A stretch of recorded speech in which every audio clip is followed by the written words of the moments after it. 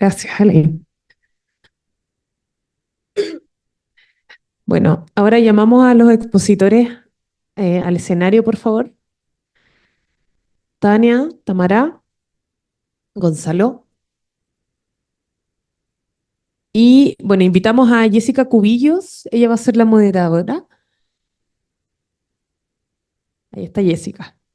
Bueno, Jessica es cofundadora de la Fundación Caminamos por Ellas y Ellos, Síndrome de Red Chile. Y actualmente es la presidenta de la FEMPOF, que es la Federación Nacional de Enfermedades Poco Frecuentes de Chile. Así que les doy el paso.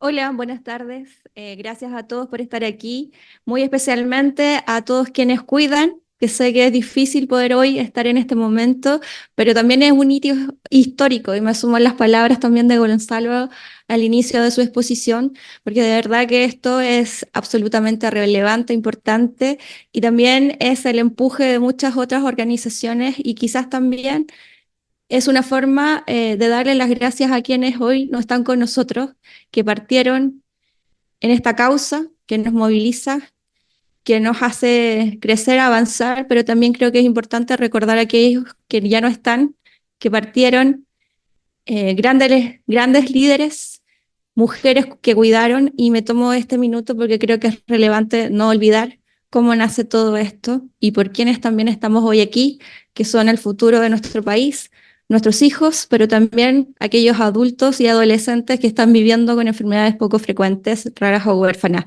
Dicho eso, y me excuso por haberme tomado ese tiempo, quisiera partir con ustedes o con el público presente y también agradeciendo a los que están viéndonos a través de Zoom.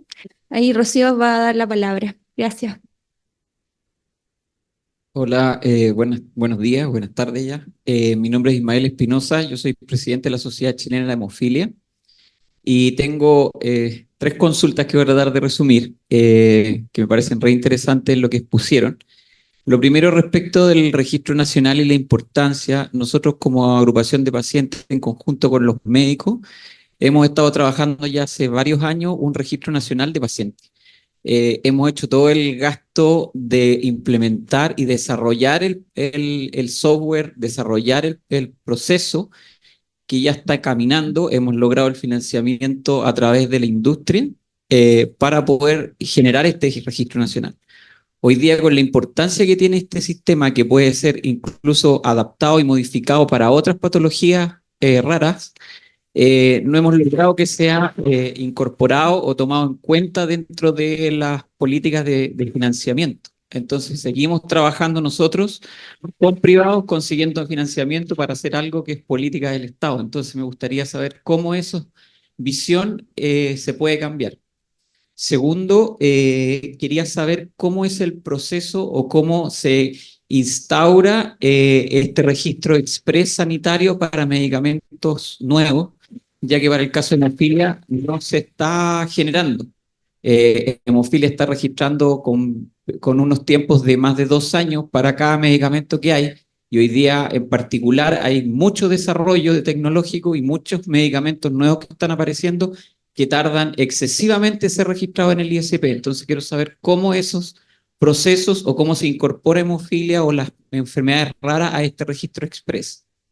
Y por último, quería saber respecto a los riesgos compartidos, cómo se está manejando el tema de la confidencialidad de los precios que plantean los laboratorios normalmente cuando hacen estos acuerdos, de qué manera con nuestra ley de transparencia se está abordando o se piensa abordar eso para poder efectivamente lograr estos acuerdos de riesgo compartido. Eso, gracias. La primera pregunta.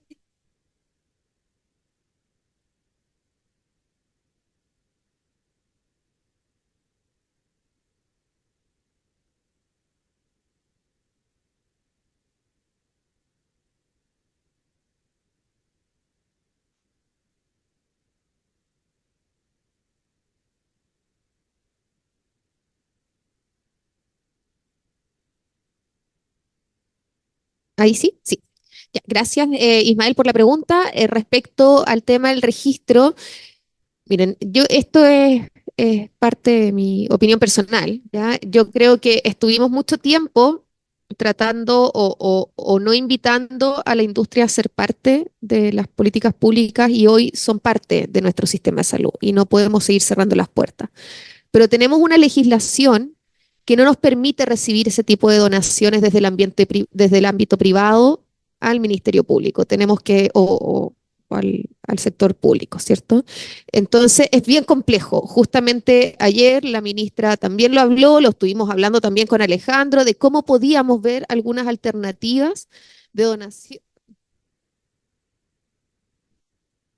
Ahí sí, de donaciones desde el sector privado para poder avanzar en esto, porque efectivamente, y ahí Alain podrá reforzar la idea, luego de la pandemia el tema presupuestario es complejo, es súper complejo, y cuando uno dice el registro nacional, no nos cuesta mucho, el registro nacional, lo que hemos hecho consultas, hemos estado viendo, son 30 millones para poder desarrollarlo en un conjunto mínimo de datos bien básico, bien básico, pero que nos permita después ir creciendo con otras inversiones, y no es tanto, pero aún así es lo que decía Tania, o sea, cuando uno presenta un proyecto de expansión, cuando uno presenta un proyecto de innovación, le estás quitando plata a otro proyecto o a otra idea o a otro desarrollo. Y en eso hay que ir priorizando. Lo presentamos el año pasado, lo vamos a volver a presentar este año, vamos a buscar alternativas de financiamiento que no son por la vía de proyectos presupuestarios habituales, o sea, temas de donación, estamos viendo. Ayer la ministra y la subsecretaria expresaron su interés de poder explorar esa vía, pero hoy es bien dificultoso. O sea, ustedes saben todo lo que ha pasado con el tema de donaciones. El año pasado estuvimos con las noticias aquí. Entonces, es bien dificultoso. O sea, Contraloría también observa los contratos, la transferencia de, de- de recursos. Entonces, tenemos que buscar las vías. Pero no estamos cerrados, solo que tenemos que buscar las vías y ver cuál es el espacio legal. ¿Ya? Doy el paso para acuerdo de riesgo compartido y el de registro sanitario express. Yo creo que Wilson o Ramiro, que están sentados cerquita tuyo, van a poder contestarlo mejor porque ellos trabajaron en el ISP y son parte del equipo de la DIPLAS y que llevan mejor estos temas. Pero dejo acuerdo de riesgo compartido. Gracias Tamara. Eh, bueno, esto yo lo mencioné en la presentación de cómo se maneja en el fondo el tema de la confidencialidad del precio. En los acuerdos de riesgo compartido tuvimos una excepción, ¿cierto? Con la alerta sanitaria durante la pandemia, que permitió, ¿cierto? Con esa excepción, que es una cosa completamente diferente de lo que son las leyes de la ley de compras públicas y la ley de transparencia, tener la opción de la confidencialidad del precio al momento de comprar las vacunas, lo mismo que ocurre, por ejemplo, para lo que son la compra de defensa, ¿cierto? De armas, de armamento. Entonces, se ocupó ese mismo recurso, pero eso es algo excepcional. Entonces, hoy día, eh, sí, podríamos decirlo, hoy día la ley de compras, sin su modificación, que el reglamento yo entiendo que todavía no sale, no se puede establecer un precio confidencial, o sea, no está permitido. O sea, uno podría hacer todas las gestiones, pero va a llegar a la Contraloría y la Contraloría no lo va a dejar, no lo va a tomar razón. Sin embargo, como yo les mencionaba, dentro de la consultoría que estamos haciendo con el Banco Mundial, los consultores, que ahí una de las consultoras es Trinidad Inostroza, que ella fue exdirectora y abogada y exdirectora de Chile Compra, experta en compras públicas, está haciendo un análisis respecto de cuáles son las modificaciones que se hicieron para la ley de compras, y en base a eso existe un procedimiento que se llama contrataciones especiales, que podría calzar con los acuerdos de riesgo compartido. Es decir, se puede modificar el reglamento a través de estas contrataciones especiales, tienen que cumplirse ciertos procesos que involucran también al TLC, o sea, al Tribunal de Libre Competencia, para que no se esté vulnerando esos ámbitos, y se puede establecer en ese procedimiento, anexar al reglamento con la modificación de la ley de compra, una contratación especial que está en el fondo un paraguas que va a poder dar el espacio para hacer acuerdo de riesgo compartido con ciertas particularidades que podría ser, o sea, no lo sabemos todavía, que establezca confidencialidad en el precio, pero eso está en análisis, o sea, todavía no sabemos si eso va a ser así o no. Pero sí, independiente de la confidencialidad, va a dar espacio para los acuerdos de riesgo compartido, porque no solamente es la confidencialidad lo que establece un acuerdo, sino también como el pagar en base a resultados o pagar en cuotas, por ejemplo, un tratamiento que se secciona, porque es tan caro que no se puede abordar en un solo pago, sino que se establecen pagos, por ejemplo, en quinquenales. Entonces, se paga, no sé, $200.000 un año, 200.000 el otro y así. En el caso, por ejemplo, si consideráramos el tratamiento para AMI. No sé si respondo a la pregunta, pero ese es el estado que tenemos ahora. Gracias. Sí, en cuanto a la segunda pregunta, que era sobre el registro Fast Track en el ISP, bueno, efectivamente existe el mecanismo regulatorio para poder acceder. El tema es que es la propia industria la que tiene que solicitar ir por este mecanismo, porque el ISP no tiene cómo saber cuando llega una nueva solicitud de registro si va o no por esa vía. Entonces, si no se pide expresamente que vaya por esa vía, va a seguir la vía habitual que se demora 2 años o más. Entonces, tal vez probablemente lo que falta ahí es hacer una mayor difusión de que esto existe para que efectivamente cuando sean medicamentos de este grupo de enfermedades, que la industria sepa que tiene que colocarle la notita que va por la vía del fast track. Sí, antes de ir a otra pregunta quisiera aprovechar la ocasión si Gonzalo nos pudiera comentar también a propósito de la primera pregunta que mencionaban sobre el registro. ¿Por qué nos interesa a nosotros como organizaciones, más allá de la individualidad de cada organización que tiene su propio registro, por qué nos interesa que sea uno único y que venga específicamente al ministerio? Gracias, Jessica. Sí, yo estaba escuchando, se me olvidó el nombre, Aníbal. O... Ismael, disculpa, Ismael. Sí, estaba escuchando a Ismael y lo que contaba, nosotros lo hemos escuchado un montón de veces, porque finalmente no sé si es un vicio o como falta un registro unificado, uno va presentando un problema de salud al ministerio y nos preguntan cuántos son. Entonces, el ministerio igual tiene sus cifras ahí estimadas. Y se crea como este trabajo como medio colaborativo donde el ministerio dice, vayan ustedes y cuentan a los pacientes y uno dice, listo, hagamos un catastro. Pero finalmente hacer un catastro individual por cada problema de salud es súper complejo porque finalmente hay temas estadísticos, uno tiene que no caer en esos errores procedimentales, qué sé yo. Y finalmente, como lo decía Ismael, es una responsabilidad del Estado. Nosotros no somos los encargados de llevar un catastro y nosotros nunca vamos a poder llegar a todos los pacientes. Entonces, ahí hay una idealización incorrecta desde las organizaciones de pacientes cuando creemos que nosotros tenemos bajo nosotros a todos los pacientes de una patología. Muy pocas veces va a pasar cuando son enfermedades muy raras, cuando hay muy poco paciente, cuando son de notificación obligatoria, uno tiene el control y sabe cuáles son los pacientes, pero yo como grupo no puedo saber dónde están los 20.000 pacientes, ¿cierto? Pero sí el ministerio los puede ir sacando. Hoy día a través de SIGE sabemos cuántos pacientes hay, pero los pacientes que no están en GES o no están en Ricardo Soto, es el Estado el que tiene que hacer esos trabajos, no es uno como organización de pacientes. A mí me costó mucho entender que no era resorte de nosotros, porque también me sentí como presionado y con la responsabilidad de salir a contar pacientes, hicimos una campaña y todo, pero las cosas no se hacen así. Sí.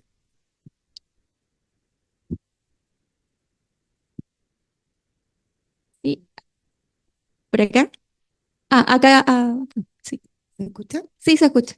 Mi nombre es Claudia Sáez, soy asesor del Servicio de Salud Metropolitano Oriente en la unidad de atenciones prioritarias. Y la verdad es que yo quería plantear en el tema de que muchas veces no se están trabajando las políticas en conjunto con el Ministerio del Trabajo, ya en todo lo que tiene que ver discapacidad, cuidadores, enfermedades raras.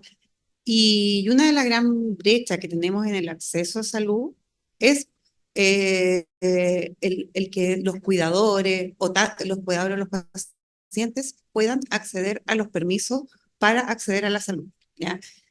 Muchos cuidadores o pacientes también terminan perdiendo su trabajo o renunciando a su trabajo, y lo cual son enfermedades de alto costo, no tan solo para el Estado, sino también para las familias, con todo lo que gastos extraordinarios que conllevan todas estas enfermedades. y más encima ven mermadas sus ingresos. Incluso en el tema de implementación de la ley de atenciones prioritarias, cuesta porque en la salud pública el acceso en horarios diferidos prácticamente no existe, o sea, el mismo horario laboral. Entonces, y también se pierden muchas horas de especialistas por ese motivo, porque los cuidadores o los pacientes con enfermedades no tienen los permisos laborales para poder acceder a salud. Sí, estamos diciendo con Tania que es un comentario que estamos de acuerdo. Creo que la reforma viene a responder un poco con el tema de APS universal, ¿cierto? Que empieza hoy día, este año 21, comunas pioneras, que pretende instalar un modelo de APS universal enfocado en eso. Y también en la tarde te invito a hacer este comentario, esta consulta en la charla que hace Constanza Piris.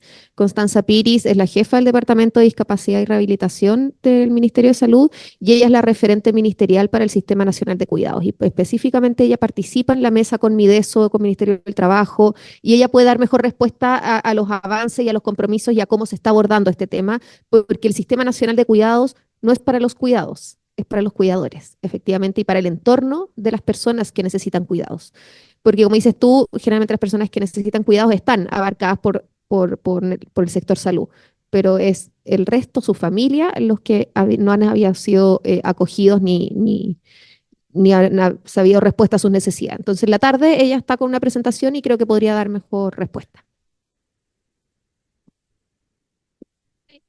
Okay. El señor de adelante.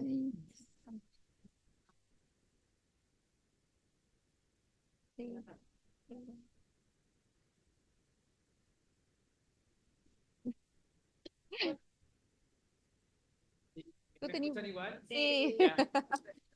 Sobre acuerdo de riesgos compartidos. Habitualmente se tiende a focalizar el tema de asunto de acuerdo de riesgos compartidos hacia el precio y no tanto hacia el valor que tiene la tecnología, que es como más importante que el precio. Y mi pregunta va orientada acerca de si podemos empezar a utilizar estos acuerdos para habilitar otro tipo de avance. Explico. Si llegas a un acuerdo por AME y le dices al laboratorio involucrado, necesitamos tratamiento para 10 personas, pero solo tenemos identificado a 3. Si tú nos ayudas a identificar 10, los próximos 10 vamos a pagarlos nosotros, y si tú nos ayudas a identificar 15, los otros 3 después de los 10 son tuyos, y así vamos compartiendo el riesgo. Porque habitualmente se tiende a pensar que lo que vamos a compartir para eliminar la incertidumbre es el valor o el costo final del tratamiento. Pero en realidad lo que diríamos cuando estamos compartiendo riesgo es también compartir el costo o el riesgo que implica encontrar más personas de esas comunidades. Porque el objetivo es llegar a mayor cantidad de personas. Entonces, ¿cómo utilizamos esta herramienta? No solamente para reducir la incertidumbre y el impacto en el presupuesto público, sino que para mejorar la calidad de la política pública. O sea, financio esto, prefiero el término generación de evidencia y no en base a resultados, porque el resultado es positivo o negativo, pero en cambio tú puedes generar evidencia y esta evidencia te puede servir igual para generar política pública. Entonces, ¿de qué manera podemos empezar a aplicar los acuerdos de riesgo compartidos para mejorar la calidad de política pública y así atender otros asuntos que no son solamente de cobertura, sino que de mejora diagnóstica? Gracias por la pregunta.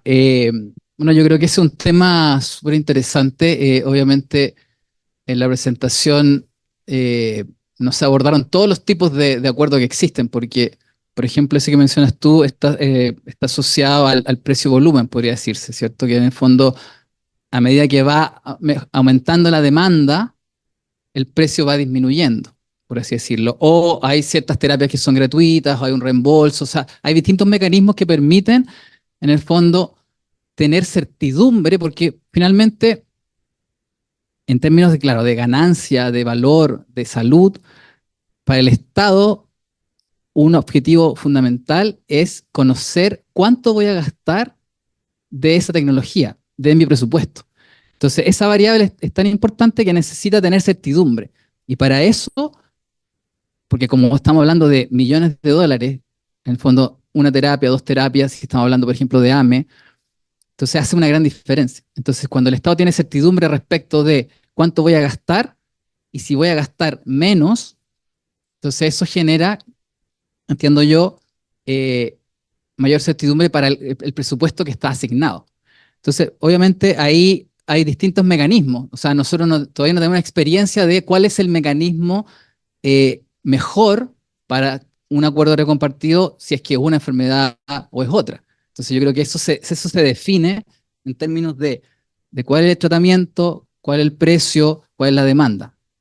Y en base a eso, cuál es el presupuesto que yo puedo asignar. Y ahí uno puede establecer, ¿cierto?, cuál es el mejor camino dentro de la taxonomía que existen de acuerdo de recompartido, de si es un acuerdo de recompartido de tipo financiero solamente o un acuerdo de recompartido en términos de resultados en salud.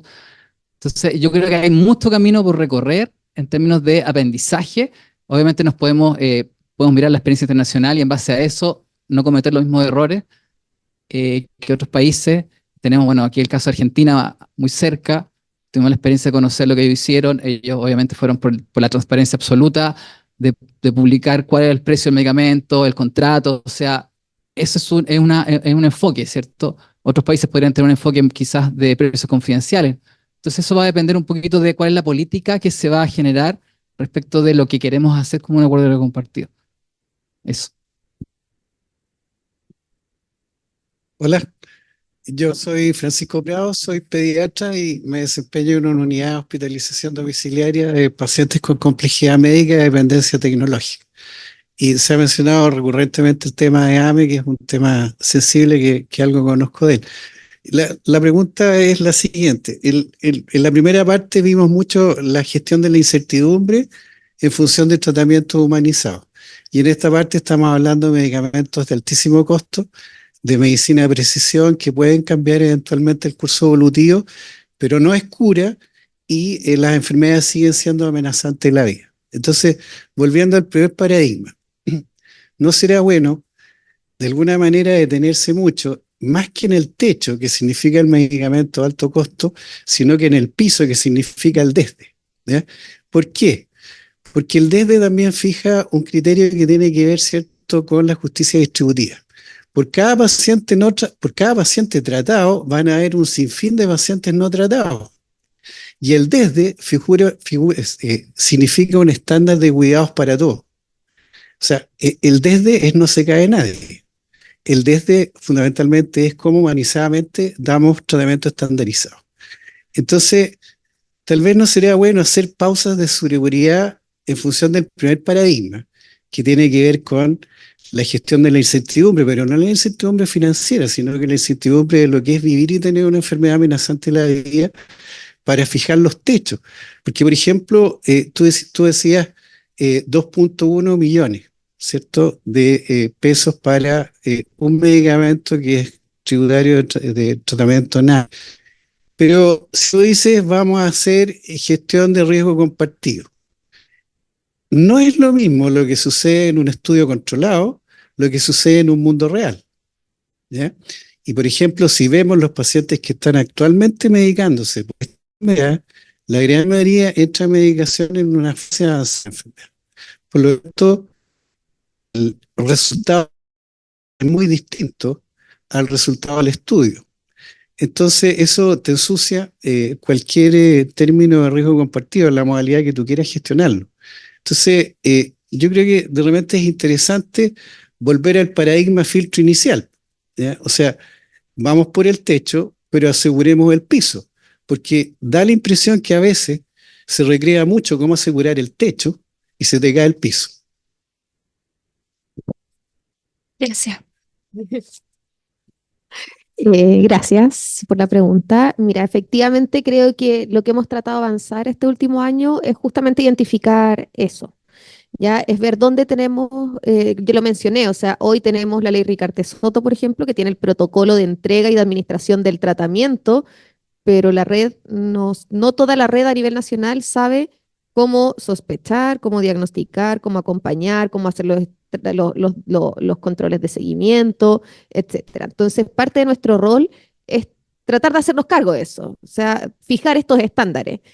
Y lo complejo, y es algo que mencionó Gonzalo también, es que hasta hace un tiempo atrás se trataba de dar respuesta a las patologías por sí sola, a AME, a lupus, ¿cierto?, a tirosinemia, y es más fácil dar una respuesta agrupada, ¿ya?, para nosotros como sistema de salud, digo. O sea, es más fácil decir, ok, todo este grupo de enfermedades va a requerir hospitalización domiciliaria, va a requerir cuidados paliativos, que hemos avanzado harto ahí. En la tarde Tina también les va a contar de cuidados paliativos, porque recordemos que solo el 5% tiene tratamiento, el resto, a lo mejor hay un gran porcentaje que tiene que ingresar tempranamente a cuidados paliativos o tiene que ingresar tempranamente a hospitalización domiciliaria o a soporte ventilatorio o a rehabilitación temprana para evitar progresión de la enfermedad. Y eso hoy no lo estamos viendo, que son los pilares de tratamiento no farmacológico finalmente. Y eso queremos hacernos cargo. Es lento, nos cuesta. Yo les mencioné que uno de los desafíos es que como ministerio, las dos subsecretarías, todas las divisiones, o sea, la pura subsecretaría de Salud Pública tiene 4 divisiones, Dijera tiene 3 más, o sea, que todos nos pongamos de acuerdo y avanzar en los temas y que sea prioridad para todos, es bien difícil, o sea, y nos cuesta, o sea, nosotros en la oficina somos 2 personas, las chiquillas son 2 personas, en Dijera, que nuestra contraparte, son 2 personas, pero ven Ricarte, ven las quimioterapias, ven un montón de otros temas, entonces nos cuesta encontrar estos momentos de encuentro y poder avanzar. Y creo que lo estamos logrando con la institucionalidad, con tener temas en conjunto con las otras divisiones, en acuerdo de riesgo compartido, lo que mostró Tania, o sea, estamos todos, somos el conjunto, y ahora ya subió permanentemente las agrupaciones. Creo que ha sido una tremenda ganada, pero efectivamente lo tenemos en vista, está dentro de nuestro campo visual el tema de que tenemos que hacernos cargo de lo no farmacológico, de lo basal y de las redes. No, solo agregar que esa también, esa es una de las razones, porque lo vimos y lo vemos y compartimos la opinión, por la que pasamos a DIPRESE el tema de la oficina y no lo asumimos nosotros como DIPLAS, porque justamente nuestro rol como división de planificación sanitaria tiene que ver con la parte financiera, con la parte ingenieril, podríamos decirlo. Entonces, como que se nos quedaba fuera el tema de la atención no farmacológica. Estábamos centrados en el tema de compra, de cuánto cuesta, de calcular los impactos presupuestarios. Por lo tanto, sentíamos no con día de más y que tenía que estar en una división que se preocupa por los protocolos clínicos, que ve la parte no farmacológica, etcétera. Entonces, eso ha sido un avance en este año de tener esta oficina donde corresponde que tiene que estar. Me dicen que una pregunta más.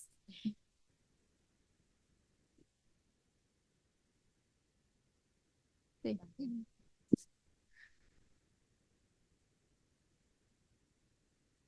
Sí.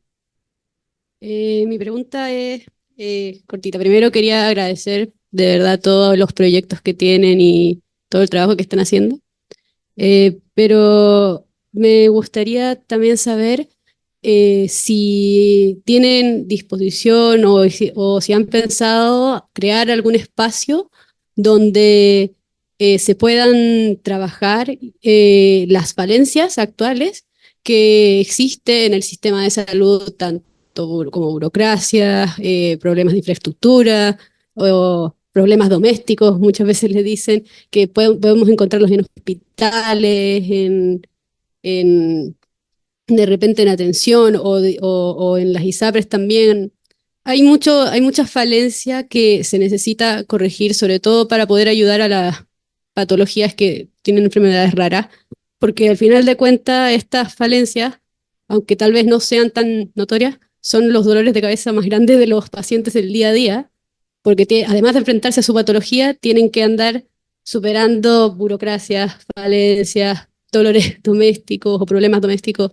Entonces quería saber si en algún minuto se iba a poder abrir la posibilidad o si tienen pensado evaluar, corregir esas falencias del sistema.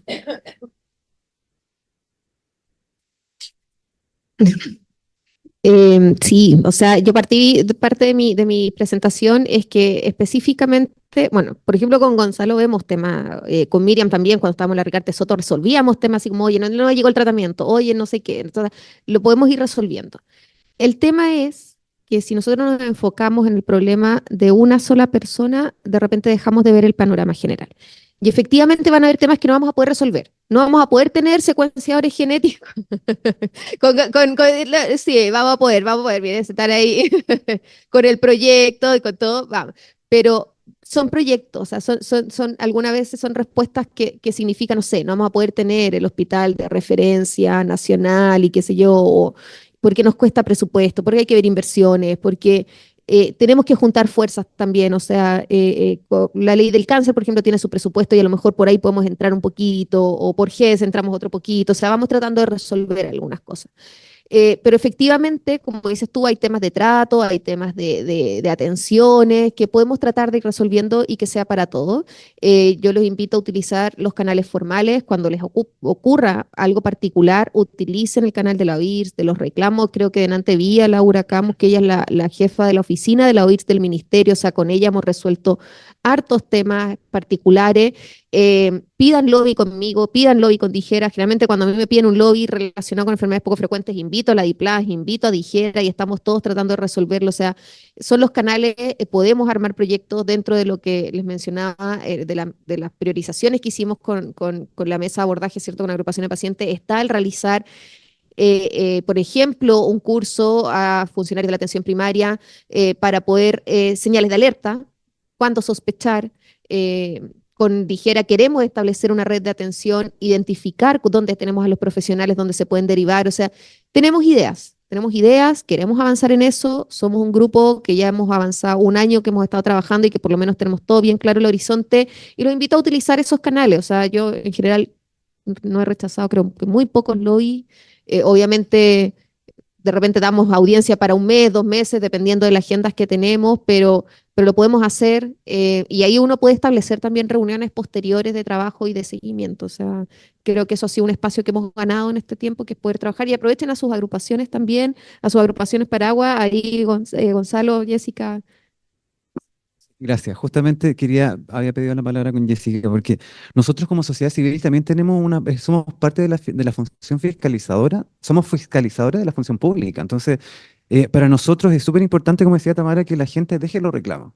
Porque yo puedo recibir reclamos de pacientes, de 15 pacientes que no están recibiendo un tratamiento, yo puedo ir y gestionar una reunión y después llegan y reclamos, po. Entonces me dicen, pero ¿cómo, de qué problema me estás hablando si no hay ningún reclamo?